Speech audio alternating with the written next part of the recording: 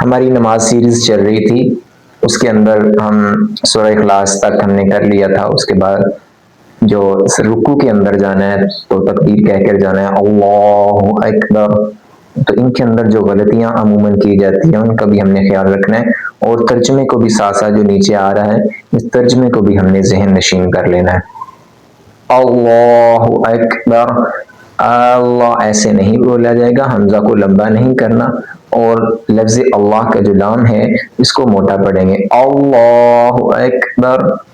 پھر رکوع کے اندر جو ہے سبحان ربی العظیم، یہاں پہ جو دو میجر غلطیاں کی جاتی ہیں، سبحان ہا کو وسط حلق سے ادا کیا جائے گا اور یل-عظیم پڑھا جائے گا، العظیم پڑھنا غلط ہے۔ تو العظیم کوئی لفظ نہیں ہے، یل-عظیم ہے۔ اور با کے مخرج کو بھی دیکھ لیا جائے مخرج والی ویڈیو کے اندر، اور ہا کے مخرج کو بھی دیکھ لیا جائے کہ ان کو کہاں سے ادا کیا جائے گا، سبحان ربی العظیم۔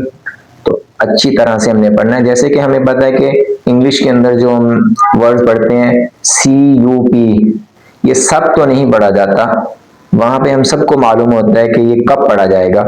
تو پھر ہم عربی زبان کو بھی اچھی طرح سے سیکھیں اور اس کو ذہن نشین کریں، اور ہم نماز کو اپنا اچھا بنائیں، خشوع و خضوع والی نماز بن جائے۔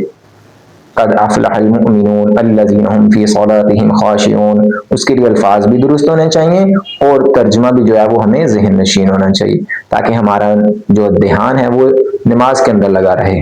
ویڈیو کو آپ خود بھی دیکھیں، اچھی طرح سے ترجمہ بھی ذہن نشین کیجیے، اور اپنے دوستوں کے ساتھ، رشتہ داروں کے ساتھ، اپنے دوستوں کے ساتھ ان کو ضرور شیئر کریں، اور جو لوگ اس کو پڑھ کر سیکھیں گے آپ کو بھی انشاءاللہ اور مجھے بھی انشاءاللہ اجر ضرور ملے گا۔